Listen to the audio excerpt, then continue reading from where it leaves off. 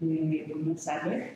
Sani, muchísimas gracias por estar aquí. Y antes de comenzar la presentación y explicar a nuestro público quién eres, queremos decirte que hace esta asociación. La Gran Comunidad es una asociación de mujeres que nace del Ayuntamiento del tema de emprendimiento y nos hemos constituido en una asociación. Y una de nuestras pasiones y objetivos importantes es hacer el tema de inmigración parte de nuestro objetivo social. Es decir, concebimos toda la parte del emprendimiento como una parte de crecimiento de nuestro entorno, de las personas que llegan, hacer toda la parte de adaptación y nos hace mucha ilusión poderlo comenzar esa parte de entrevistas con los redes. Así que muchísimas gracias. Aquí estamos en representación de la asociación Eva, Carmen y Cristina, que estarán detrás de cámaras, y yo que soy Claudia. Actualmente somos más o menos unas 80 asociadas. Estamos haciendo mucho por el tema de inmigración, mucha sensibilidad. Y nos hace mucha ilusión porque también queremos seguir el ejemplo de otras entidades que están haciendo bien. Así que esto, además de una entrevista, va a ser un mix de aprendizaje directo para nosotros, ¿no? Así que muchas gracias. Gracias a ustedes por invitarme a este espacio. Para mí también es un placer. Es verdad que al principio cuando me dijeron que tenía que hablar de migración, mujeres de migración, migración en espacios de mujeres, me da mucho respeto. Los temas en este sentido, pero es un placer. Vamos primero a presentarte para que nuestros oyentes y nuestras oyentes te conozcan. Sanidad pertenece a un proyecto de las ciudades de las defensas de los derechos humanos y lucha contra el racismo.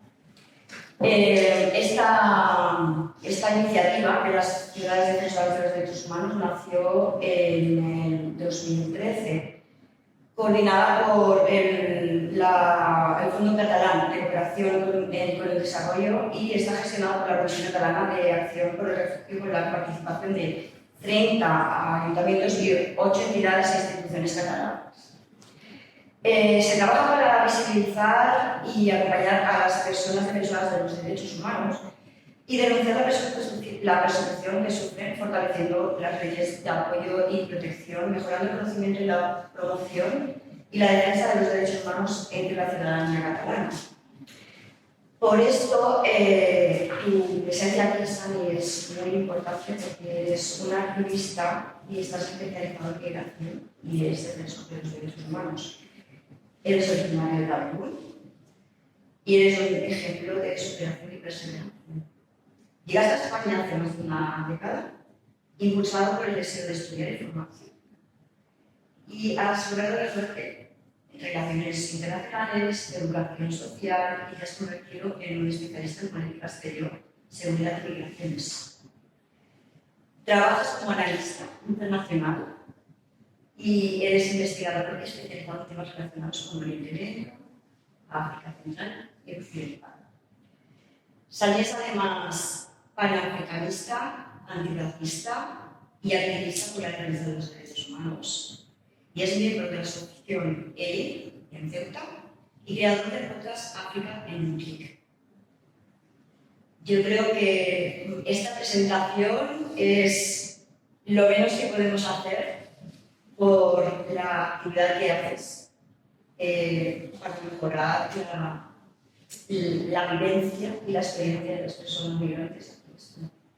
No me gustaría además que se quedara sin comentar que yo soy lectora de tema, que tienes un libro que tengo muchas ganas de leer, que lo acabo de empezar la entrevista, La luna está en Luata y me destino en el conocimiento, donde compartes, ¿no? Un niño adolescente, cómo sale de su país, pues porque no le queda otra para poder seguir estudiando.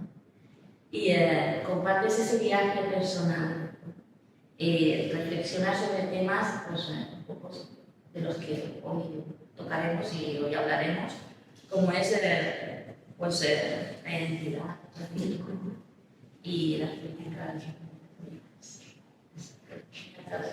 Un placer, gracias por esta presentación. Sí, uno no se da cuenta de la cantidad de cosas también que va haciendo, pero siempre es bueno escucharlo también, ¿no? Porque a veces se nos olvida y eso nos recuerda también de dónde venimos, para saber también hacia dónde queremos ir. Pero de toda esa presentación, como me gusta decir, si se tuviese que resumir, es que soy africano de origen camerunés. Para mí, todos los demás son cosas que han ido añadiéndose así. Y precisamente esta experiencia personal como migrante, ¿cómo ha influido en tu trabajo como activista y defensor de los derechos humanos?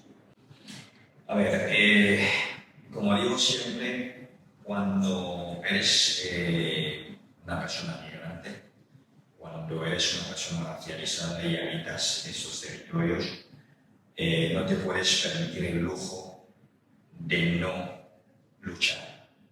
Ojalá no tener que hacerlo, porque al final te expones muchísimo, pero cualquier persona migrante, cualquier persona racializada que habita esos territorios entiende que en algún momento, aunque no de manera oficial, como digo siempre, a mí cuando me dicen que soy activista, digo, bueno, nadie me dio el carnet de activista. Entonces al final te levantas y entiendes que las cosas no pueden seguir como están y nadie te dice cuándo tienes que empezar el activismo. A veces es por circunstancia, en mi caso es por el propio proceso que he vivido y entendía que, bueno, de alguna manera nadie tenía que seguir pasando por eso. Y también cuando llegas aquí te das cuenta de que pues, todo no acaba con el proceso migratorio, sino que aquí te enfrentas a la ley de extranjería, te enfrentas a las políticas migratorias, te enfrentas al racismo, te enfrentas a la xenofobia, que hoy en día pues, estamos viendo cada vez más exacerbado el auge de esos discursos de odio, discursos xenófobos, y sin pensar tienes que hacer oír tu voz. A mí muchas veces cuando escucho a la gente decir les tenemos que dar voz, las personas migrantes tenemos voz, igual lo que se tiene que hacer es amplificar esas voces, ¿no? y dar alta voz, más que voz, porque las voces, vamos, por decirlo de alguna manera, ya las tenemos las personas migrantes. Y precisamente por esto creaste el podcast African Geek. Y me gustaría que nos explicaras también qué aspectos crees que son más interpretados o desconocidos de África o qué mitos hay que desterrar para cambiar la percepción negativa de este continente. Claro, aspectos, es que no se conoce África. O sea, no hay nada que pueda decir, mira, esto es lo que no se conoce absolutamente nada de África. Y desde mi punto de vista es algo deliberado también, ¿no? Porque cuanto más alejas a la gente de algo, más puedes generar miedo o rechazo hacia esto. En este caso estamos hablando del continente africano. No hay que olvidar que estamos hablando de un continente que está a tan solo 14 kilómetros de las costas europeas. Si te pones en Tarifa, desde Cádiz, ves Tánger al otro lado, como si lo fuese a tocar, ¿no? Al mismo tiempo, África tan cerca y es la más desconocida. Esta mañana hemos estado en los tours que estamos haciendo en los colegios. Hemos estado, creo que es en Mataró, si no recuerdo mal, y a unos alumnos de segundo de bachillerato, alumnado, les pregunté que me dijera el nombre de un filósofo o una filósofa africana. Y no sabía. Y les dije, vale, pues decidme nombres de filósofos occidentales. Y claro, empezaron los nombres. Y esto para mí es un ejemplo de muchos que se pueden dar. Yo hice parte de mis estudios aquí, hice relaciones internacionales aquí y me acuerdo perfectamente que África, comparado siendo el continente que es, era completamente ausente del currículo educativo. Y eso dice muchísimo, ¿no? Estamos hablando de unos estudios de relaciones internacionales. Si fuese otra cosa, igual dices, vale, pero que alguien pueda terminar los estudios de relaciones internacionales sin saber realmente ubicar ni siquiera el continente africano, dice muchísimo, ¿no? ¿Cómo conocemos a África? Pues a través del documental de Garros, con safaris, con animales, o con guerras, hambres, niños que van corriendo con la mosca que les persigue.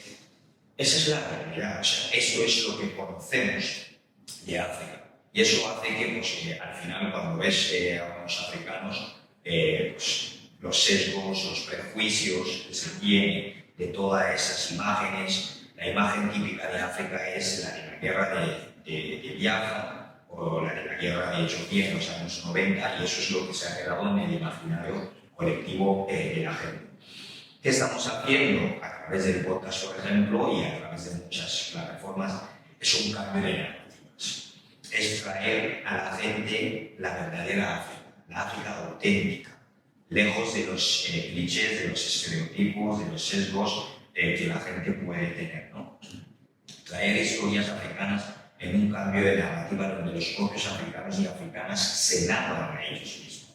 Y nadie mejor que tú para narrar lo que es el espacio donde has estado viviendo y vives, ¿no? En este caso, traer a la gente, por ejemplo, algo tan básico como entender que la primera Carta de los Derechos Humanos nació en el continente africano en el siglo XII. En el Imperio de Mali. Algo que cuando dices ahora hay tantos prejuicios sobre África y tantos clichés sobre África que la gente se hace la pregunta de ¿cómo me puedes decir que la primera Carta de los Derechos Humanos nació en África, ¿no?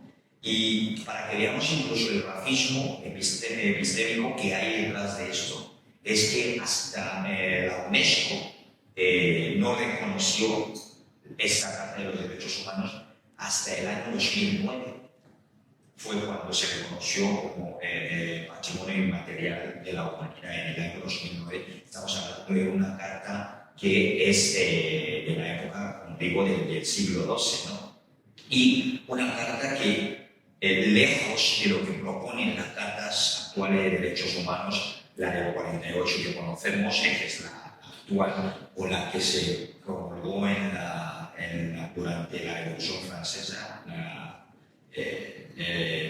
Declaración del Derecho del Hombre y del Ciudadano, que ellos se limitaban, en este caso, al ser humano. Esta que se promulgó en el siglo XII en África hablaba de la protección de los animales, el derecho de los animales, el derecho del medio ambiente, algo que, pues, en África, bueno, hacemos ya desde muy pequeño, te hacen entender que el medio ambiente es algo que forma parte de ti, y tú como ser humano también formas parte de esa naturaleza, ¿no?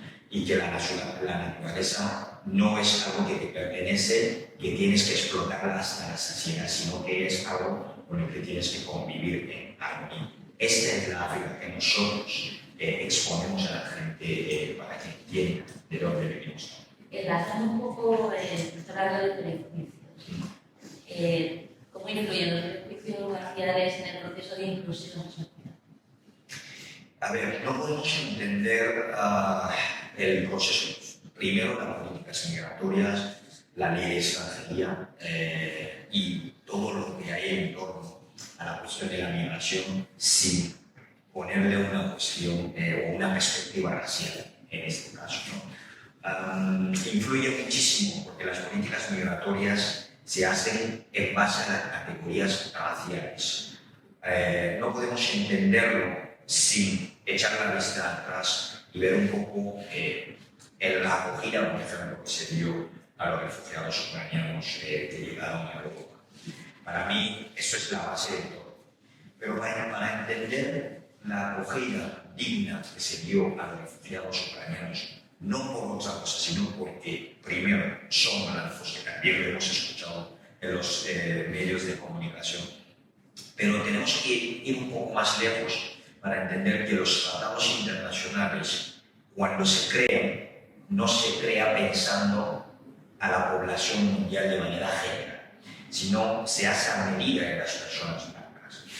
Hay una blanquitud detrás de los tratados internacionales. La propia Convención de Ginebra del 55, que es relativa a la protección de los refugiados, cuando se crea en el 55, no estaba pensada para todos los refugiados del mundo. Hubo que esperar 16 años, solamente estaba pensado para los refugiados europeos. Hubo que esperar 16 años para quitar esa limitación geográfica, para entender que, ojo, en otras partes del mundo, otras personas en el mundo también pueden ser refugiados, ¿no? Eso es un pequeño ejemplo para que veamos que realmente el problema viene cuando las personas que inicialmente esos derechos no estaban destinados a ellos empiezan a querer hacer uso de esos derechos. Y hoy en día estamos viendo que el tema de los refugiados es prácticamente universal. Y con el tema de los refugiados ucranianos vemos que lo que las personas que trabajamos como personas migrantes o defendemos los derechos de las personas migrantes, durante mucho tiempo hemos pedido simplemente el hecho de que se reconozca y que se trate a los refugiados independientemente de su origen, su religión, independientemente de todo esto, que se trate simplemente como una persona refugiada, lo que reconoce la Convención de Ginebra.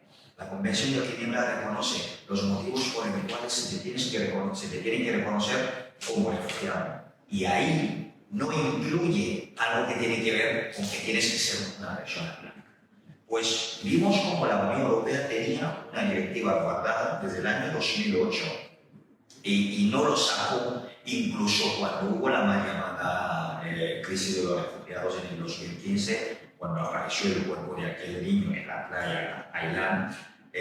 Ni siquiera en ese momento la Unión Europea sacó esa directiva para dar una acogida digna a esas personas que llegaban de Afganistán y de Siria por una simple cuestión racial.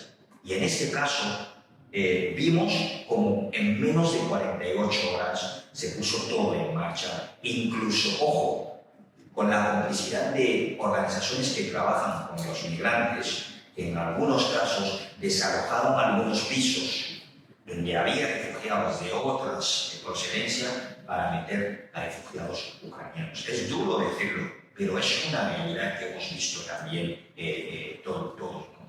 Y eso nos ha mostrado que, ojo, no se trata solo de una cuestión de los políticos, sino también de la sociedad. Porque si los políticos en Europa han dado una respuesta positiva a la acogida de los refugiados ucranianos, es porque también recibieron apoyo por parte de la sociedad. No había nadie, pero nadie, en toda Europa que estuviese en contra de que se acogiese de manera digna a los refugiados ucranianos. Pero yo he visto en Sevilla, cuando trabajaba en Sevilla, he visto barrios donde la gente salía todos los días a manifestarse en contra de la apertura de un centro de menores migrantes. Y el mismo barrio, cuando ocurrió lo de Ucrania, iban, no esperaban ni siquiera que llegasen los refugiados. Cogían su coche e iban a buscarlos por ahí, ¿no? Y ahí es donde digo que no se puede disociar esas cuestiones con algo que tiene que ver con las razas, con el racismo en este caso, ¿no? Y la sociedad, por supuesto, tiene algo que ver en esto. Hemos hablado de conflictos, ¿no? De caso ucraniano, pero ¿qué conexiones ves entre precisamente los conflictos de todas estas regiones y los flujos migratorios hacia Europa? A ver, hay una conexión directa. No se puede entender la salida de las personas, sobre todo la gente que sale de manera forzada, las migraciones forzosas en este caso, sin entender la coyuntura internacional de los países donde se encuentran, el contexto político. La gente no sale solamente, pero sale por la inestabilidad, en este caso, si hablamos de los conflictos, la inestabilidad política o también puede ser por inestabilidad económica. Si miramos un poco los datos de los refugiados que hay en España o de las personas que demandan refugio en España, veremos que son de Mali, de Venezuela, de Sudán, de Somalia, o sea, y la cuestión que nos tenemos que hacer es, la pregunta que nos tenemos que hacer es, ¿cómo están esos países? Pues son países que están en una situación de inestabilidad. Pero ojo, no se puede tampoco explicar la inestabilidad de esos países sin entender la relación que hay, hablando en este caso de los países africanos, sin entender la relación que hay entre África y Europa. En el caso de Mali es un país que se encuentra en el Sahel. El Sahel es una zona donde hay muchísimos recursos naturales.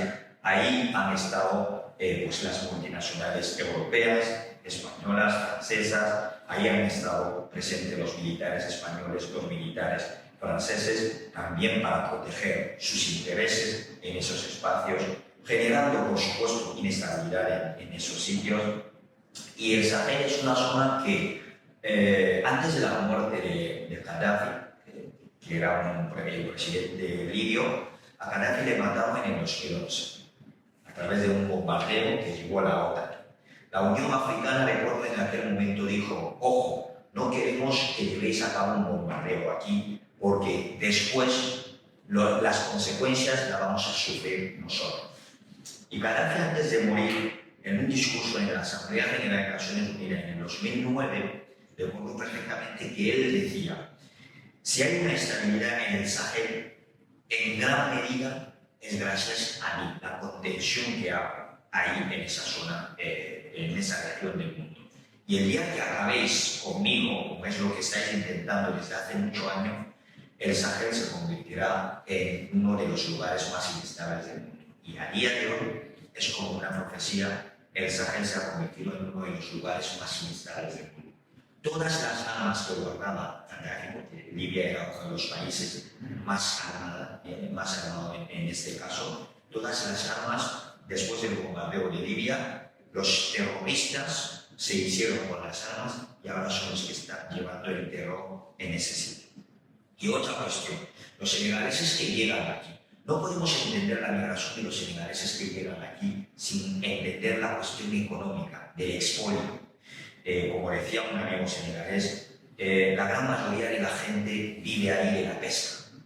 Y ahora mismo hay grandes buques pesqueros de los países europeos que van ahí a hacer pescas industriales. Lo que pescaban las familias, a lo mejor en un año, llega un barco, una embarcación, en una semana arrasan con todo.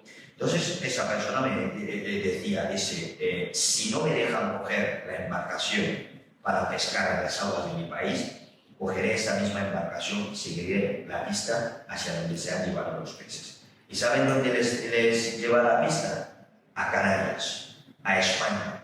¿Por qué? Pues porque los grandes buques pesqueros, la gran mayoría son españoles, van a pescar en esa parte de África y impidiendo y hipotecando, en este caso, el futuro de mucha gente. ¿Y qué hacen los senegaleses? Pues salen en busca de ese futuro. Y no solo esto, porque a veces nos dicen: ¿por qué no lucháis en vuestro país? También cuando salen esos jóvenes a luchar para quitar a dictadores en sus países, ¿qué hace la Unión Europea? Pues financia a esos dictadores con materiales antidisturbios para que también repriman a esa población, que muchas veces son los mismos jóvenes que salían a defender su país en manos de un dictador, que son los que llegan a las costas de las Islas Canarias, ¿no? Entonces son cosas que sí que están relacionadas.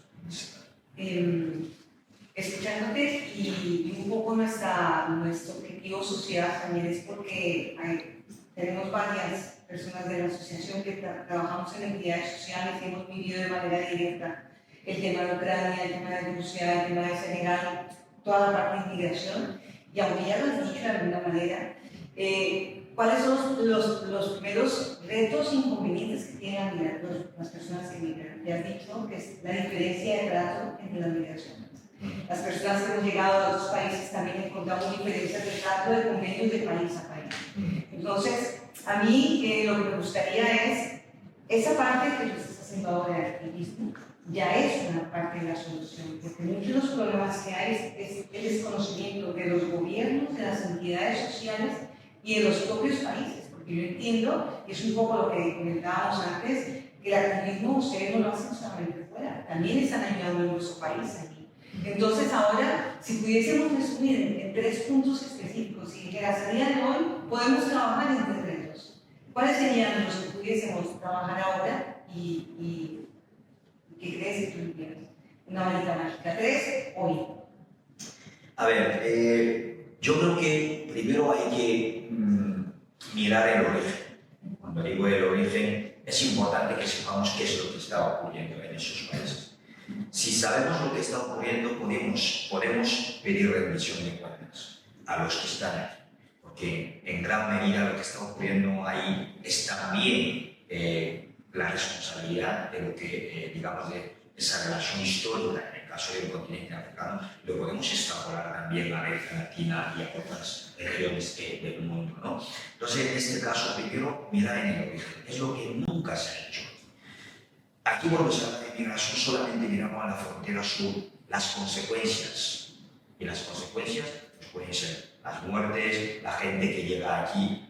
A la gente de aquí les preocupa lo que llaman una invasión, una migración masiva. Pero no entienden que tienen que mirar un poco más allá y mirar en el origen.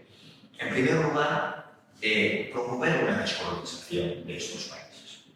Nos han vendido una farsa que ha habido una descolonización, pero a día de hoy, tal como está el sistema internacional, tal como están las relaciones de Europa con esas partes del mundo, no ha habido una descolonización.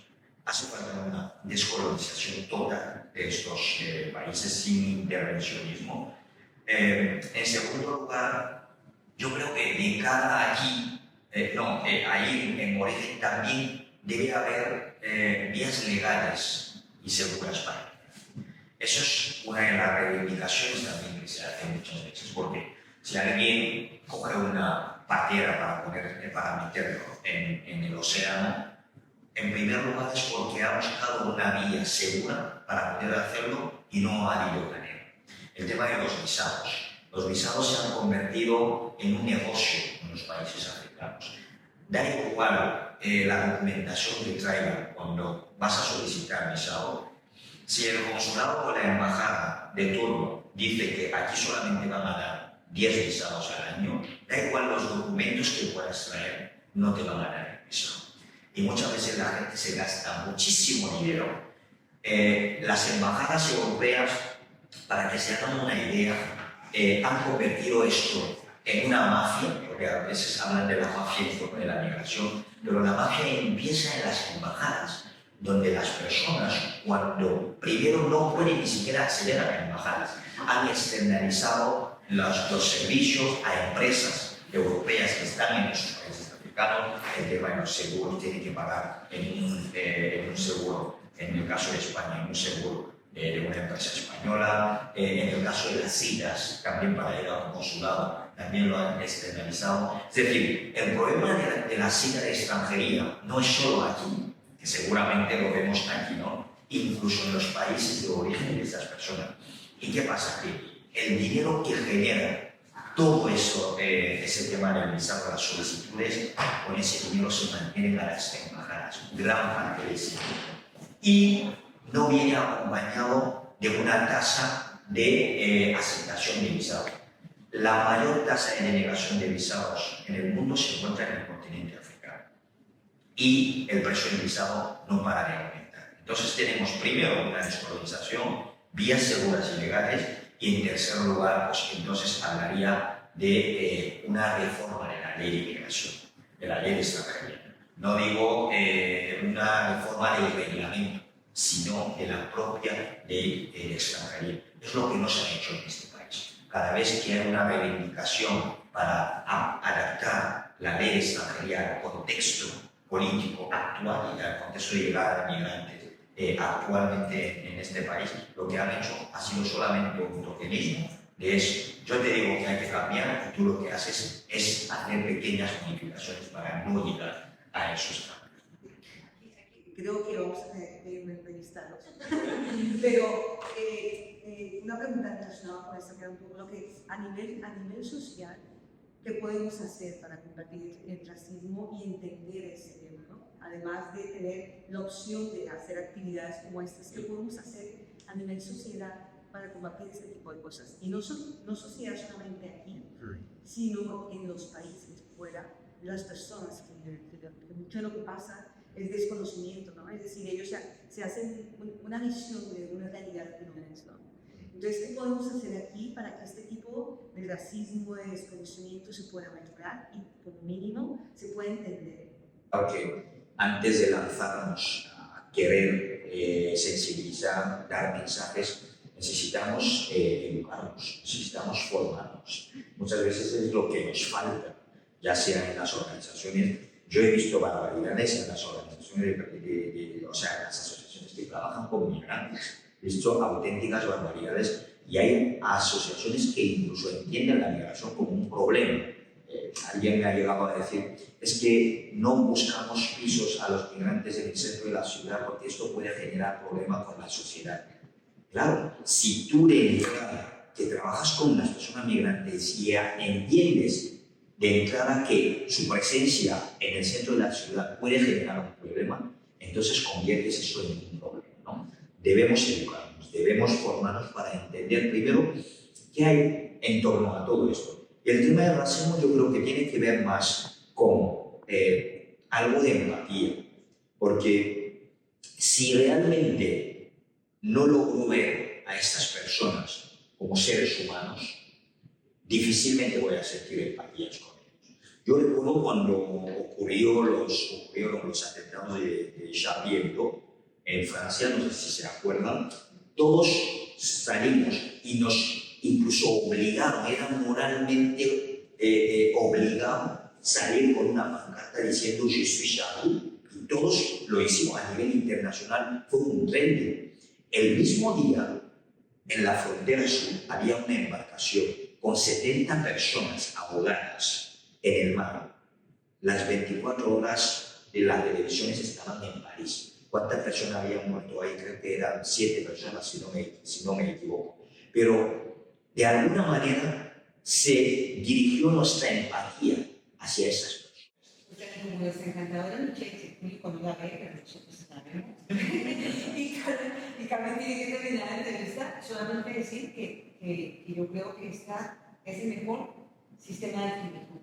La educación es el primer sistema de equilibrio y lo que ustedes hacen y lo que tú haces es educación, educar, y me parece maravilloso. Ahora Carmen se despide y a ver si Bueno, un poco más a decir. A mí me gustaría, con 20 segundos, volver a ese libro que vamos a hacer la entrevista y nos explicar qué impactos que las genera quién lo ha dirigido.